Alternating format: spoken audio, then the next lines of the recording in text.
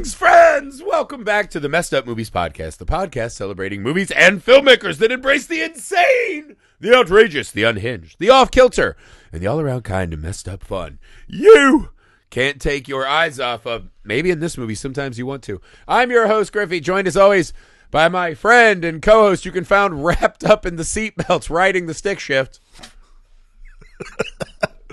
Alexandino. Alexandino? That's as French as it's going to get. That's the French version, yeah.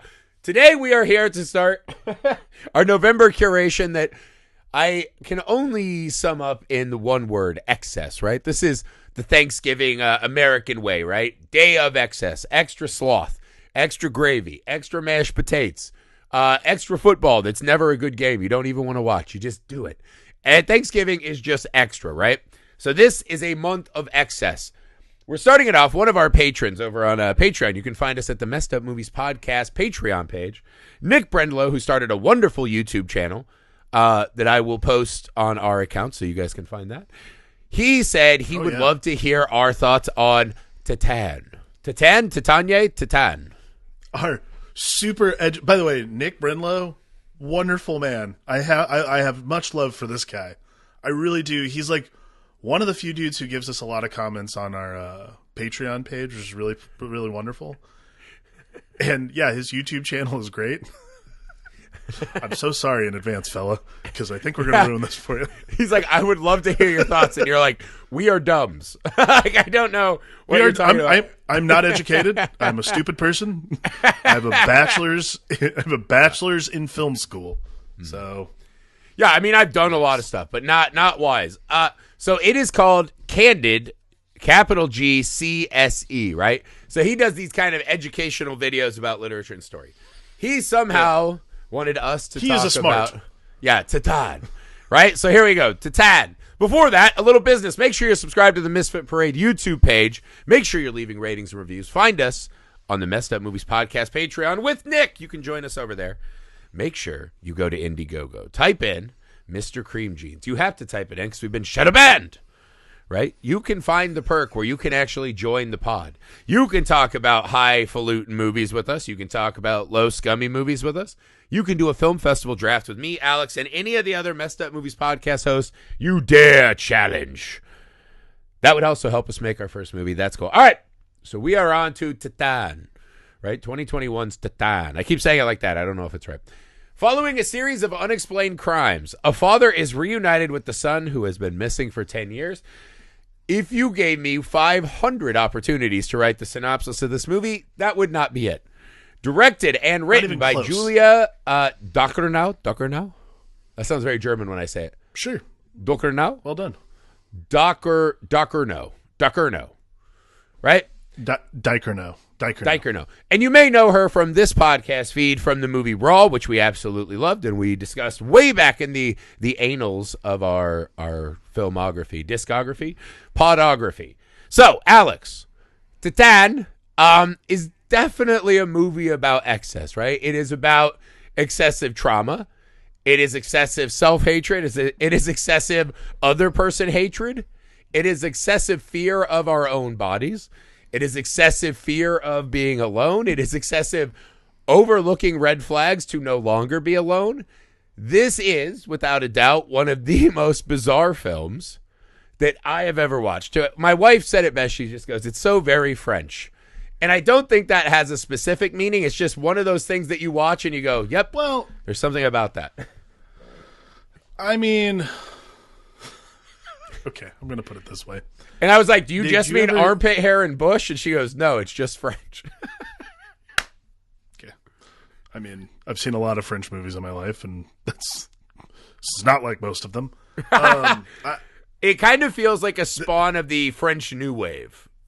Not the New Wave, the Extreme Wave, the French Extreme Wave. Yeah, I would say it's probably, it's obviously part of that. This is what I'd say. Like, okay. Did you ever watch the show My Strange Addiction? Yeah. About the guy who had sex with his car? There's famously a guy who loves his car, which is basically like an 85 IROC Z. And I'm like, all right, weird. But sure, whatever. Like, just, he's like obsessed, in love with his car, the whole thing. Do you think he watched this movie and just fucking destroyed himself? Savaged his downstairs parts. No, I'd like to think he's somewhere in a deep, dark cell with no media privileges. As soon as I saw that guy fucking his car, I was like, he should not be walking around. I'm not a king shamer. I'm not a king shamer, but the fact that he's like, yeah, I'll put this on TV for all to see showed me he makes. I did like the lady on that show. Well, who's truth like, be told, I eat about 1.5 pounds of drywall a day. I was just like, this is horrible. That show was horrible. Yeah, no, I mean, truth be told, the guy who bangs his car was the weirdest one amongst a lot of weird things. Like this one just didn't have the guy who bangs his car. I was just like, huh, how does that work? That's just, do you just like, do you just JD Vance it and just go between the seats? Is that what it is? Where you're just couching it up? No, I think you could also just couching it up, You could wrap the seatbelt around it real hard and yank. This is exactly why Nick asked us to talk about this show. I'll say this. I was the mechanics of how the girl's name is Alexia, I believe. Mm-hmm. But I know I'm going to wind up just calling her Titane for the rest of the movie, or the rest of the pod. It's fun to say. The mechanics of how Titane did her thing was, I was like, okay, that makes more sense in the provincial way. Then again, it led me to the questions of the strange addiction guy. I was like, how did he do it? Was it a muffler thing, or did he just JD Vance it between the seats? There's a difference when you can take the car in versus when you are putting yourself in, right? There's a difference between being the receptacle for windshield wiper fluid or the dipstick. Neither here nor there. So let's start at the start of the movie before things go off the rails. That's already off the rails, man. Yeah. So the movie starts with a little girl in the backseat of a car. Her dad's just kind of ignoring her, right? She's right? She's obsessed with making the sound of the car. He turns his music up. She starts kicking him. He turns the music up louder.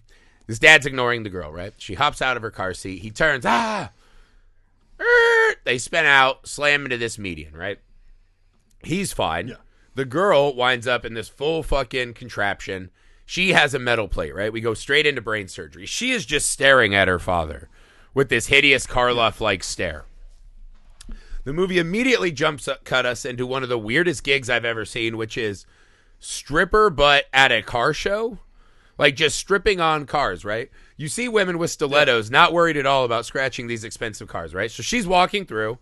Yeah. She's getting dolled up. Next thing you know, she's on. And there's a real theme of fire in this movie too, right? Everyone's burning hot. Yeah. She goes to this flame-covered wrapped car, right? She gets on and starts doing this titillating dance on the car, right? It's such a bizarre cut. And I think in this moment is where you really see what this movie's getting at, right? Because to me, I think the car thing is important, right? I think people that are really into cars, it kind of symbolizes a couple things to me, right? One, there's this absolute need for the power and speed of the machine, right? That our human bodies, it's not fast enough. You need the speed. You need the excitement. You need the danger, right? She got hurt in a little fucking normal car when she was a kid. I think there is this allure of these hyper-powered machines. I also think cars attract cunts who want their cars to be insanely loud, right? They want to disrupt you in traffic, almost run you over, almost hit you when you're in the car with the kids. Their cars have to be loud as fuck. Because if for but a second, somewhere in the world, someone's not being imposed upon by them, are they even alive? So I think there's a nice confluence of cunts that need to be killed and people who like to burn it at both ends, right? Like I do think the cutting to a car show where she's stripping, and we follow this kind of close up on this kind of intricate scar she has on the side of her head, right? That's in between her mullet. Okay. I'm sorry. Yeah. Hang on. I have to stop you about the scar thing. It's one of those things where it's like the logic of the movie dictates that she has like a weird funky scar. I totally get it. Yeah. I understand. The other part of the logic is like she has like we find out later in the movie she has parents who like care about her essentially. And she like doesn't care about them. I don't think that her parents care about her yet. I know. She has a nice. Here's the thing. It seems they have a nice enough life. Yeah. Wouldn't the parents have like tried to cover that up, or at least she's like a Richie? Oh, maybe we can like. Yeah, like maybe we like. It's strange, like because it seems like the parents care about appearances enough. Where wouldn't you want to like take your daughter in and maybe like oh wow that's a really odd unsightly thing like. So I think this scene is telling us too. I think she loves Because obviously, like, when you have the mullet, I think it's highlighting it, right? Yeah. I think the fact that she has this metal plate, it's something different about it's her. on purpose. It was her brush with mortality, right? Going beyond. And I think the fact that a girl who had this injury starts stripping, or not stripping, it's kind of just like teasing. It's like the lamest lap dance because there's no sex, there's no touching, whatever. And she just does it on cars while all these guys in fucking basketball outfits walk around and take her picture and get autographs, right? But I think the confluence of that, right? I think we see that this girl who was hurt, who never got dad's attention, I think is designing herself to be this kind of person that men have to pay attention to or want to. But I also think she despises it in a way, which we see really fast. This movie gets started, and the first like 25, 30 minutes of this movie, right? Roughly in Act 1. This is one of the most eventful Act 1s in a movie you will ever see. Because we go from classic, kid gets in a car accident, has a metal plate. Then we're car stripping. Then we cut into the stripper shower where we meet the young girl from Raw. She bends down and we do like the weirdest meet cute, which is she gets her mullet hairs caught in her nipple rings. Yanks it out because she says it doesn't hurt. And I was just like, this is amazing. Like, way to turn a scene that's nothing into something fun. She goes outside and the guy follows her, right? Like, I've had a crush on you. I'm in love with you, blah, blah, blah. She pulls him in, or he reaches in and grabs her really aggressively for a kiss, right? She acts like she's kissing back and fucking darts. Like, she has these chopsticks in her hair, right? Stabs him in the ear. He looks like a Wayland-Yutani synthetic that's like being shut down, right? Eyes roll right. He's drooling. And she so callously gets out, puts him in the car, goes back into the showers. She walks out full fucking, French extreme nature out, right? It's like wild fucking ferrets running around everywhere. She goes out into the garage because she hears this bang, bang. And all of a sudden there's a car with its headlights on, right? We cut back to her, tits out. I was like, that's a little on the nose. She inserts herself in the car and it starts. We see her fucking wrapped like she's Spider-Man holding that ship together. Yeah. And she's just she is getting railed by this car. But this is what I mean. That's not even the Act 1. That's just like our kind of opening 10 to 15. That's mid-Act 1 at best. Insane. That's not even mid-Act 1. It's like first 20 minutes. Yeah, let's pause here. Do you think that this car actually summoned her? I think this movie has the narrators of this film are unreliable to say the least. Do you think while she had a dead body shitting in the back of her car, she went in to shower the blood and like drool off of her? Were the headlights on this car? Was it actually rocking, or was this like a cool fantasy version of what she did? Don't you so wish this is like a reverse Christine? The car's just like, no. The car's like, I did not give consent. It's like, I do just like, there's a level to it that I'm like, oh, that's like the car. Like, okay. I like the idea that the car sort of takes charge. I can't believe I'm saying this. The car essentially bangs this woman. Consensual, by the way. Do you remember the movie Monkey Shines? An Experiment in Fear? There's the scene where the quadriplegic runner... How could you ask that? I'm just saying, that's what I thought. The quadriplegic runner who's like laying on the bed, and the lady who trains monkeys to help them all of a sudden has like a fucking gymnastics bar, and she's like, I'll ride you. That's what happened in this scene. The car didn't open its own door. Maybe it turned its own headlights on and started activating the hydraulics. She did all the work. And this is, again, okay, so now this is crucial. So you're saying this is a reverse Christine. What I'm saying is this is where it gets very French for me, which is... The car's hydraulics are the car like, no! It's trying to do I don't want this. A wrestling hip escape. Don't do this! What I'm saying is, this is where the rubber meets the road, no pun intended, where she fucks this car. Pun intended. She fucks this car in what seems like a hallucinatory state, right? Like, this is a car fetish moment in the film, right? All these people are fetishizing these cars. The difference is but 2 minutes later, 3 minutes later in actual movie time, she does her sad morning with her parents who won't acknowledge her. They don't really like her. The mom tries, but the dad is just kind of a prick. Right. We cut from that to her sucking metal tits, right? out in the middle of like a fucking boat graveyard, wherever they are. She's sucking tits so hard she's gonna rip them off, right? Because this girl's also part metal, right? They're sucking tits. The girl's like, hey, don't suck my nipple off. She runs away mad. She has this fucking Cro-Magnon look. She reaches down into her pants because she's getting a little girthy. And she pulls motor oil out from between her legs. We see that she's pregnant. So here's the fucking thing. This all feels like a fucking odd, tragic fairy tale fantasy, right? At the end of the movie, we see multiple characters engage with her in this now pregnant state, with her body literally peeling apart and showing a metal housing underneath. Are all of these characters so unreliable? Is this some kind of French metaphor for the inhuman kind of descent that this woman's been on? Do you think this is a movie that just wants to tell us that, yes, cars can fucking bust? What did you make of the car knocking her up? Damn it, I was going to ask you this question, actually. I really don't know. Like, because to me, this is one of those situations where it should be like a sort of just like a full-blown fever dream for most of it. For like, and then at the end, it's like, oh, wow, no, she really went through all that stuff. It was crazy. It really feels like it has that sort of like Cronenberg sting where you're like, oh, shit, no, this is the actual real world of this movie where like, transmogrification, like the kind of like transmorphing you see happening to this person where she's literally becoming like a metal housing for a child. Yeah, it's kind of so a more peculiar. Internal feminine version of Tetsuo the Iron Man. Yeah, I mean, again, I was trying to figure out what this is why, like, before the pod, I was just like, I don't know what the movie is. So bizarre because I just don't know what the metaphor is. I also might not be smart enough, which is pretty clear for most of the pods. Can I pitch you this is a metaphor fruit salad where they just throw in really tangy, punchy flavors of a lot of metaphors? I mean, I'll accept that. I think for me, this is the thing.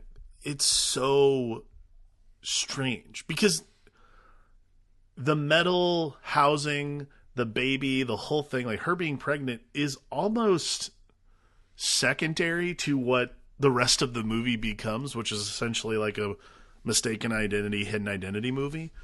Which again, I get like concealing pregnancy, like that kind of thing, like what it is that you're doing, but like the inciting incident is not her secreting motor oil out of her vagina. It's literally her pregnancy isn't what the movie's about. The movie takes such a hard left turn into what ends up happening. It's just so strange.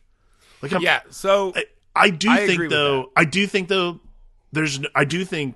don't know the world at large, like her becoming essentially a car. Her becoming a car and secreting motor oil and all that stuff, that I do think actually happens in the movie, within the world of the movie. 100%. Yeah, and the opening credits are kind of the drippy, oily undersides of a car, right? The underbelly of a car. I think if I tried to piece this together, right? The metal plate in her head is of an exact moment where her father did not love her, did not want to engage with her, right? She looked at him in rage, right? So the metal inside of her is representing this kind of trauma right under the surface. She takes that and then starts writhing on cars, right, to titillate men audiences that will watch her in a way that her father would never pay attention to her, right? This also leads to unwanted and extra attention from fucking creepy men that think that they're owed that, right? That they can just take this woman because she is titillating them. This is where I think the metaphor, I don't even want to say it's strained, it's tortured, it's running out of gas. So after she commits a murder in her very normal car, she kills this guy. She is clearly killed. We hear on the news that they just found 4 other corpses and there may be a serial killer, right? We see right after that her kill at least 6 other people, right? So she must have been killing these people for a while. Somehow that killing frenzy is tied to her having this fantastical sex with cars. So there is something about her and her car killing a man, right? And then putting him into the car, and then she goes and fucks a fantastical flame encompassed car. That there's something about the power of the machine, her riding and holding on to the machine, that I don't know if the pregnancy was supposed to represent that. If this was a real pregnancy, right? Let's say this was a real pregnancy. Who do you think knocked her up, right? Was this some kind of, she was already pregnant from, my suspicion might have been the dad, another one of these creeps, right? Maybe someone assaulted her. That's why she's on this killer thing, right? That maybe the motor oil thing, while she is erotically, intrinsically brought to the car like Cronenberg's Crash, that maybe this is a real pregnancy and the baby is just another source of trauma, right? That her body, she can't imagine growing a new life inside because of all of this unrequited trauma. And I don't, as I'm saying it out loud, I was like, wow, this really feels like you're stretching a lot. But again, I think this movie, and I think Julia Ducournau, or Ducournau, whatever, I think she's a fantastic director and that she has a really firm control on what she's giving us out. But I also think she's never interested in giving us answers. I think this is the exact point, is for us to search while we are blown away by these images. I don't think... No, yeah. I mean, the same thing happened with Raw, too. Like, I don't think she's ever been that interested in, like, what we actually think. I think she's interested in making sure people leave the theater to have that conversation. I was just talking with someone about this, actually. I don't think it wasn't us. I was talking to someone about, like, what makes movies worth watching now. Because, you know, it's hard to do, you know, there's event cinema and there's, like, these, like, smaller films and that kind of thing. I was like, I think the cool thing about movies that are, like, I think the cool thing about provocative movies isn't that they're provocative at all. Like, that they do weird things. Especially, you know, Titane's a great example of that. I think what's great is you walk out of the movie to have a conversation like this. And that, I think, is what Julia Ducournau's whole ethos is in terms of making this movie. Is, you know, you walk out to have the conversation like, that was kind of a disjointed movie. Well, actually it wasn't when you think about it, because, you know, it's this and this is that. Like, there's this conversation to be had walking out of the theater, you know, turning it off on your TV. Like, there's no wrong way to watch a movie like this. Because I think a lot of the times people do that thing where, like, well, you have to see it in the theater. I'm like, I did not see this movie in the theater, but I can tell you that it had probably the same impact it would have in the theater. Other than it just being a bigger format, there's something very provocative about it that works. The theater thing is you cannot be on your phone during a movie like this. This is a movie that's begging you to search for those deeper contextual questions. You have to do the work of a viewer rather than just like this past, like I like going to the movies just as everybody else. Sometimes you just get to be a passive viewer. I think that's wonderful. Like, I do love just sitting down and just enjoying it, you know? Not that, like, you cocaine bear. Off it's a cocaine bear. It's a just watch and have fun. Cocaine bear. That's a great example. Like, you're not asking any questions. The answer is literally the title of the fucking movie. Cocaine plus bear equals popcorn and a soda. Movie. That's it. And it's great. Titane is a different movie altogether. Like, again, it starts so... I think that's another thing, too, is, like, the reason it starts the way it starts, the reason it feels so abrasive almost, is because she's going to tell you up front, like, hey, you're going to have to lock in for this because there's a lot going on. And not only that, it's not just going to be about a woman hiding a pregnancy that happens to be leaking motor oil and all these other things. Like, it's actually also this missing person story and sort of how that trauma from her childhood exists in her and beyond. And you're skipping a huge part, right? Because it starts off as a woman who's accosted, whose dad treats her like shit as a kid.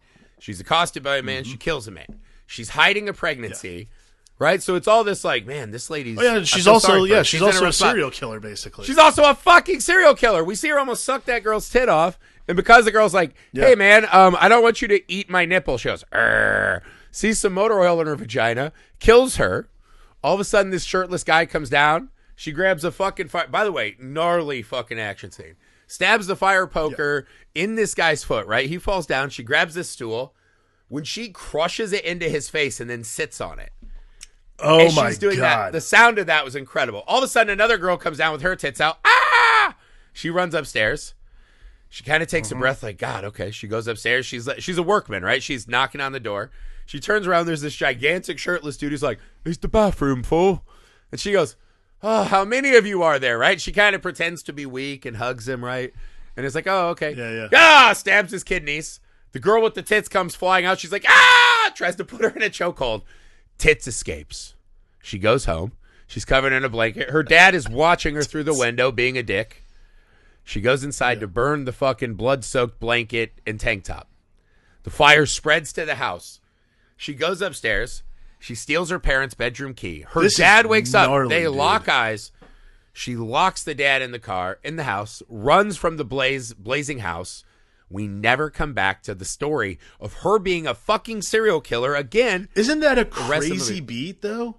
Yeah, because we see like a wanted poster that comes back. Never talk about again. Never talk about. It happens, never comes up again. Because we move on to the other part of this story. It's fucking bizarre. It was a crazy scene in a movie. It's like, holy shit. This is, and like by the end of the movie, you're like, oh my God. The one thing in this movie that I was like, holy shit, she burned her parents alive in their house. She was like, not worth talking about. No, because then 3 minutes later, she's fucking headbutting a sink to break her nose. She's wrapping her tits and stomach up so that she can look like this little boy who's been missing for over a decade, right? This serial killer who's fleeing, her wanted poster is everywhere, goes into a police station to say, hey, I'm this guy. What's the kid's name again? Adrian. I'm Adrian. I've been gone for 10 years. This is what I look like. This weeping dad, this sad-looking dad walks in, right? He's an old leathered out nutsack of a man. He walks in, and they go, all right, this is apparently your son. We'll do DNA tests. He goes, why? You don't think I'd recognize my own son? They open the door. This woman looks like a little golem. She looks like she's had the ring of power, and it's taken everything it can from her, right? She's got her little hood on. She's got her little caveman, fucking heavy bags under the eyes, her fucking shattered, bulbous nose. And she's got that little evil, shit-eating look that she has the whole movie. And this guy looks in, and we just kind of sit with him, right? Him taking in this obvious charlatan who's saying that this is his missing son. As a parent, you're watching this, you're like, God, imagine the sickness and depravity of someone who would put me through that. The hope that I was getting my son back. And here it is, this used-up old golem of a woman. Like, how fucking furious you would be. And then we cut to, she's in the fucking car with him. She tries to run. He catches her. And he's like, you're home now, bitch. Here's the question for you, Alex. So not only have we done the woman who has a car fetish, assault, pregnancy story. Now we have the serial killer story. Now we cut to the most bizarre section of the story. This old steroid-addled dad who's lost his son for 10 years sees this woman who's clearly not his son, brings her to the firehouse where she is surrounded by men, right? And lets her live among them. And he tells everyone who even mentions it, he goes, I'm God. That makes Adrian Jesus. Don't say shit about me and my son. When do you think he knew this was not his son? That night when he brings her back to the house, and she's basically disrobing, like getting ready, ready to go to bed, and he like snaps in, basically just opens the door, and she like throws the covers. When you're young and you're about to get caught jerking off in your room, like you just throw your covers over, like, oh, I'm not even going to bed. I was reading Goosebumps. Get out of here. Yeah. I think that's probably a pretty good moment where you're like, and it's not. I mean, honestly, can I spit this at you? Can I spit this at you? Within like, what? Do you think for a second he actually thought this was his son? No. Oh no, sorry. Like, I want to be really clear. Like, there's not a moment that I think he actually believes it. I think that's probably what I was getting at. Indicator for it. Because I think he 1000% knows.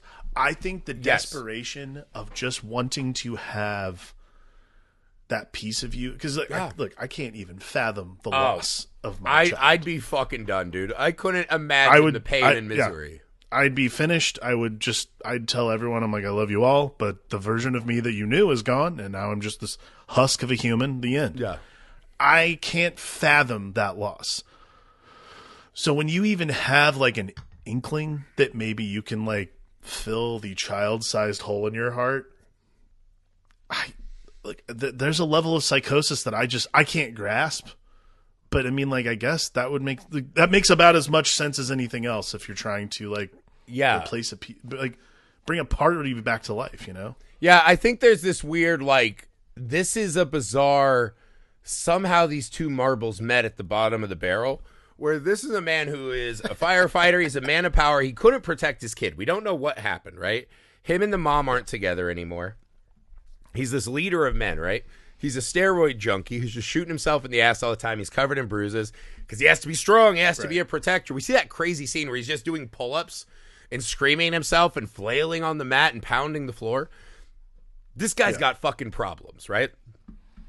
I think the moment he sees that girl in the room. Oh, yeah. He sees that girl in the room and he goes, here is a broken, sad, desperate person.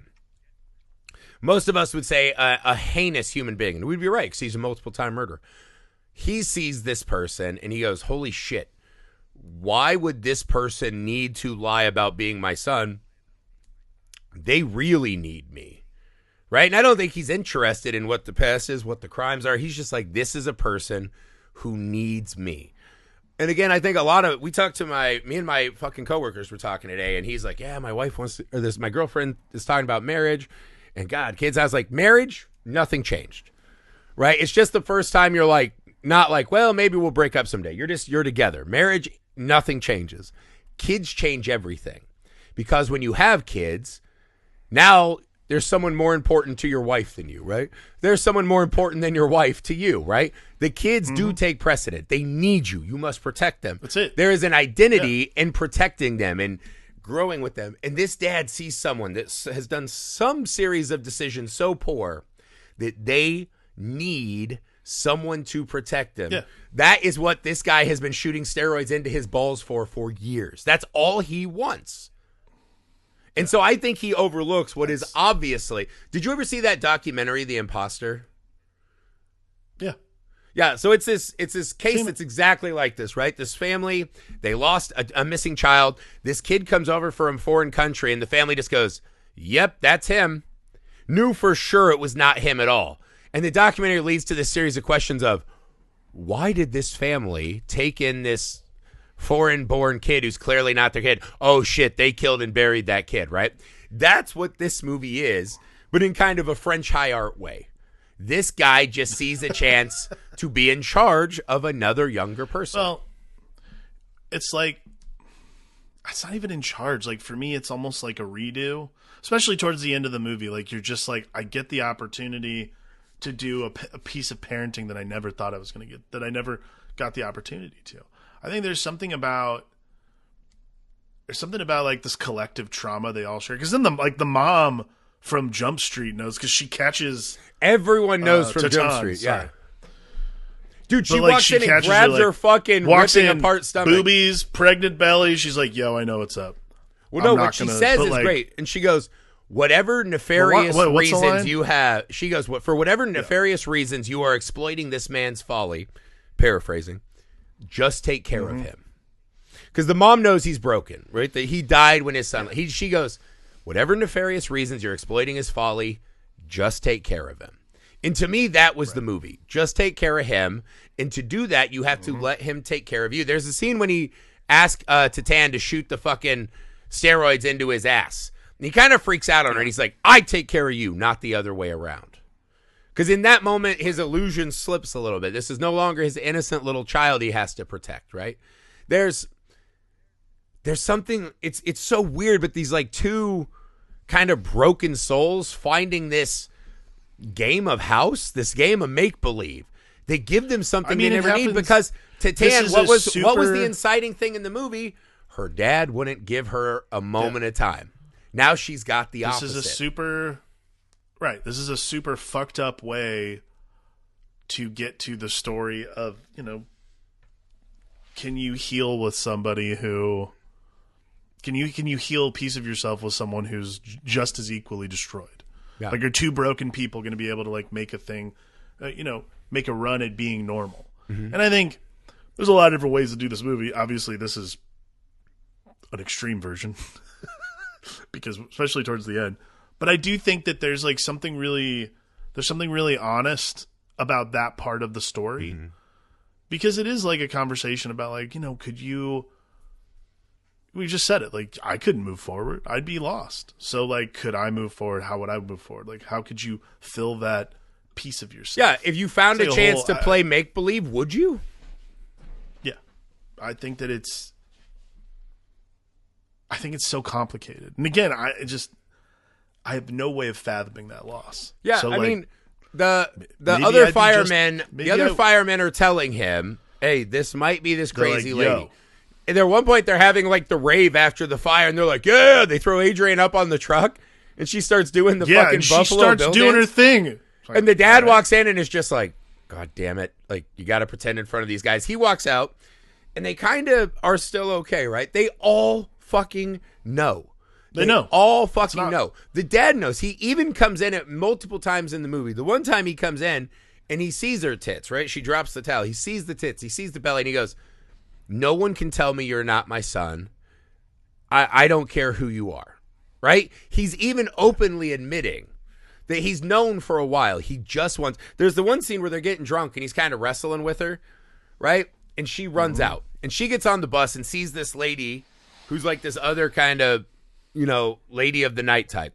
She's getting harangued by these punk teenage boys. And Titane is kind of sitting there looking. Her name is not Titane. It's whatever. She's kind of sitting. I think we made a gentleman's agreement. We'd say Titane because it's so fun. But she sits and watches this lady get kind of accosted by these hooligans. Why do you think she goes back to that house to keep playing this game? Well, I mean, she wakes him up from what looks like a steroids overdose, right? Like, she's bought in. Yes. I mean, why? Yeah. I mean, you just said it right there. Like, for me, it's a matter of like, what do you want to do? Do you want to be on the run, or this guy is like not judged, unjudged, offering you a place in his life? Like, that's pretty rare for people. Like, there's a lot of scumbags out there, and there's also a lot of people who just look. I love the people who are my friends. I don't get mad at them for judging me, but I also judge everybody else as part of being a human being. Someone is allowing you to be a part of their life unjudged, knowing exactly who you are, what you are, how you are. Like, these are things that are so inherently, and this is the truth for me, at least. These things are so inherent about being the parent to a child. Sorry to rhyme, but like, you can't, like, yes, you can judge your kid, but it's that like that search for unconditional love that I think is so innate for a lot of parents. Like, it's terrifying, man. Like, I love the shit out of my kid. He's a piece of shit sometimes. I don't want to just fucking throw him outside and be like, yo, you don't like me? Fine, go outside, fend for yourself. But I'm like, no. You're gonna act like an animal? You gotta live in the wild. Go outside. Yeah, like, of course. Half the time I'm like, you fucking little asshole. I fucking love my kid, man. That unconditional love is so hard to defeat. And I think when she sees how when she goes back to the outside world, it's like, look, the world's not like, it's harsh, but this person is offering you that unconditional love he could not give to his own child. So therefore, what are you going to do? Are you just going to like spit in the face of that? And the answer is no. Yeah. Well, I mean, even when he man. takes her out, she has a job now, right? She has something. She saves a woman's life at his direction, right? There's something there. And again, this is another thing where I think the dad might have impregnated her. She's so repulsed by the physical touch that she's lashing out and killing anyone that she has kind of intimacy with, it feels like, right? Later in the movie, she's at her lowest, right? The lady's called her out. She's after he did the fucking Buffalo Bill dance, she's fucking laying on the ground. Her stomach's ripping open. She goes to the dad and she's just like, I love you, Dad. Like, I need you in this moment. She starts doing those really uncomfortable belly kisses and then kisses him on the neck and goes in. And again, I think because she didn't have this relationship. that is how she thought that daughter-father relationship went. So to garner some trust and some help or some empathy, whatever the verbiage is, I think she goes to what she was taught by her evil father, that she had no compunctions about burning alive in the house with her mom, who seemed kind of cool because her mom let it happen. And I think she goes back to the playbook, and the guy gets up and he's like, my son, I mean my daughter, or whatever the fuck. He freaks out, and she starts going into birth. And he just goes, I'm not running. I'm here. Let's go. Push. Like, I got you. And he goes, come on, Adrian, push. And she goes, my name's Alexia or whatever. He goes, fine, Alexia. The first time he calls her by the name. I think that's why it was the dad. I think you see this broken thing. I think it's a child that's without a father. I think she's without a father. I think she's repulsed by the intimacy of these other men because it brings her back to that place. Maybe that's why she was lashing out as a child. I think there's all these clues. That's the thing I kept coming back to, right? Is just that moment that she attacks herself with that fucking stabbing stick, which was a horrifying scene. Ugh. Right? Yeah. She starts punching herself in the stomach. She's doing everything to end this thing, right? And then at the end, this guy's just helping her. And when she sees it move, there's that one time where she smiles a little bit because now, as fucked up as it is, she has a familial relationship. She has a paternal relationship. And in that moment, she trusts this man to get that kid out in the world. She's concerned about the baby, which is something we've never seen. And we see this man, he takes this baby that's crying, he sets it on the bed to go check on her. And she's expired. And he runs back and just grabs the kid and holds it and lays back by her dead body. That was very emotional, man. It's just a brutal, confusing maelstrom of images, which is what this whole movie is, right? Because this stranger who he helped, even though she may not have deserved it, but needed it, right? He tried. In his own fucked up way, he tried. And weirdly, he's going to get the second chance that he wanted. Now he has this little baby. I don't know if they showed it was a boy or girl, but now he has a little fucking metal spine baby. Little metal spine baby, yeah. That he can raise, right? Who will carry some of the scars and trauma of the mother, right? I think that's what the metal signifies, right? That growing up, killing your mom, that's a traumatic thing. So I think it's a lot about this destruction of self and image. I think there's this blending of flesh and machine. And when you're hurt so bad inside at the end, she doesn't give birth. Her stomach starts splitting, right? And I think that's all that festering anger and rage and wounds hardening her, right? And again, maybe this is just the dumbest guy's version of what these images meant to me. But I think there was something beautiful that at the end, even though this is a pretty wild, despicable thing to do, it's just two people who agree to try to help each other out. I do think the movie ends in a kind of beautiful place for me, weirdly. I agree. I think it's a weirdly emotional ending to this kind of thing. Yeah. Like, there is just something, like, again. The mass murderer gives birth to a fucking mutant, to a steroid guy with giant nipples. You're like, what? You're like, yeah, it's really emotional. I loved it. It's sweet. Wasn't it like, it's like that first, it's that skin touch thing. Like, I think for me, like, you know, it's like, it was. Yeah, when you have a kid and you do skin contact, right? You do skin to skin. There's a bonding. Yeah. It's a chemical bonding thing, biological. That like, it's like it's only like the last like 10 seconds of the movie or something like that. I was just like, oh my God. Like, I was having a little bit of an emotional reaction. It's like, Jesus. Right. Like, and also for a movie that is so fucking weird. So weird. It's this really like beautiful moment. Can something good come even from the most broken, damaged people? Like, is this a rebirth in a way that something good might come out of these two fucking maniacs finding each other? And I don't know that anyone even deserves that, but there's something about it. And again, I think a lot of people try to intentionally make art house imagery movies that ask a lot of questions. But it feels like they have no fucking clue in their head what they're asking or why. Titane, while I'm not saying the metaphors are perfect and clean, and when it clicked into place, I was like, oh, fuck, I got it all figured out. I believe that the director knew exactly what she was saying. And that even if I never find it, I will always enjoy the attempt to turn the Rubik's Cube a couple times, right? I think there is a real magic in being able to tell a movie this kind of ambiguous, right? You can't just do it for ambiguous sake. A lot of directors try that, and it fucking reeks. You sense it immediately.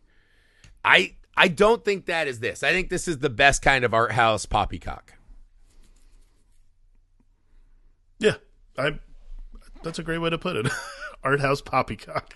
But it's fucking great, and it's visceral, and it's intense. I think that's what it is. Like, for me, art house poppycock becomes really stupid when it's not properly visceral. And I think that's a good word to use for it. Like, I think the visceral nature of a lot of this stuff is like so intense. Yeah. And I think this movie particularly, I mean, everything she's like, these two, between Raw and this, like, the visceral nature of, like, being a woman. And I'm not saying I'm not an expert. I didn't do any feminine studies at all. But, like, being a woman, being a female director, like, this is a true story. I'm one class away from a women's study minor from Ball State. I just kept taking classes. I didn't even know what they were. And I would say I'm as far from an expert as possible. I think that it's just really the intensity of it and the whole ethos of it ending this like almost tender moment. Again, it's what validates it as not just like art house. Like, I think that's like a big thing a lot of the times American audiences, when they see French movies, it just sort of just gets categorized as art house. And there's something so primordial about this in a lot of ways that I think it strikes a different chord. I thought it was cool.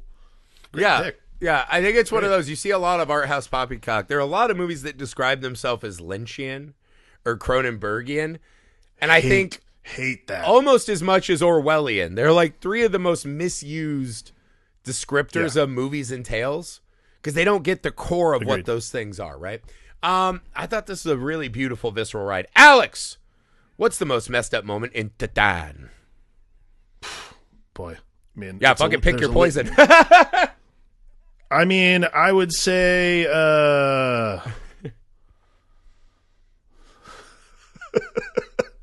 Jesus Christ. You know what? Okay. There's a lot of obvious ones. I'm going to tell you one that like just makes me nauseous just because of who I am. Her trying to break her own nose is horrible. Well, she starts punching like, it and she's like, this ain't enough. When she fucking goes for the sink, I'm like, oh God, here it goes. Like that in the like, look, motor oil coming out of your boobies and vagina and all that. So yeah, that's gross too. But like cracking your own face is just. We've all seen that. Yeah, things that we weren't proud of. It happens, right?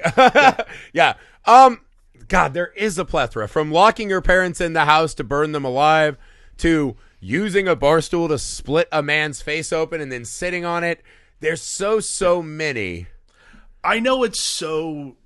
Yeah, I don't know. The metal baby. What do you have? Like, there's a lot. Having sex with a car. If I had to pick the most messed it's too up, obvious. Though, I honestly... My God, it's such a hard movie to pick one. I think there's so many surface ones. I'm trying to think of what moment completely crystallizes the fact that this man takes a woman that he knows is not his son into his life and raises her as the son. If I had to pick a moment that crystallizes that, it might be when she Buffalo Bill dances up on the fire engine to let everyone in the fire company know. Too. Yeah, I'm a woman. And then dad comes in and is like, I'm God. This is my son, Jesus. Don't say shit about it. She keeps fucking doing the like rubber snatch dance at her dad, who then has to walk out. They kind of have beef about it. And then all of a sudden she's like, I got to give birth to this fucking monstrosity. And he's like, I'm here, push boy. And she's like, I'm a girl. He's like, yep, that's what I meant. Push. Metal baby comes out, motor oil everywhere, stomach ripped open. But again, I think all of the surface level stuff, this man just saying, yeah, I'll take this broken little fucking golem of a serial killer into my house. Yeah. That's pretty fucked up. That's pretty good. I mean, the overall movie is the messed up moment. So I would, I agree. I mean, other than Toxic Avenger, this might have the most wide berth of Texas fucking messed up moments of any movie we've covered. Yeah. At one point, he looks at her fucking engorged tits and goes, no one can tell me you're not my son. I don't care who you are. And I go, yep, that's it right there. That's a dedication I've never had in my life to anything. I thought it was wonderful. Welcome to our month of excess, guys. Thank you, Nick. We are excited. We do have the Creep Tapes coming back. We will be covering Creep Tapes Season 2. We've had a lot of people asking about Welcome to Derry. I guess we'll wait and see if it ends up being good. Maybe we'll add it to the list. It's fun so far. Make sure you go to the Messed Up Movies Podcast Patreon so you can hear these miniseries at the Kurgan level tier. We would love to have you. We're right about stocking stuffer season. Sorry, goddamn, I'm full of motor oil. We're at stocking stuffer season. Ugh. If you are on the Patreon, you can request a movie for us to talk about. We will program our entire December with selections from our patrons. This is the best time of year to join. October is really the best, but you're still here. Make sure you go to Indiegogo, type in Mr. Cream Jeans because we've been shadow banned. You can get the perk to join this pod to talk about any movie you want or do a film festival draft versus me, Alex, or any of the other yahoos we got working here. Make sure you're subscribed to the Misfit Parade YouTube. We love you. We'll see you next time. Bye. Titane.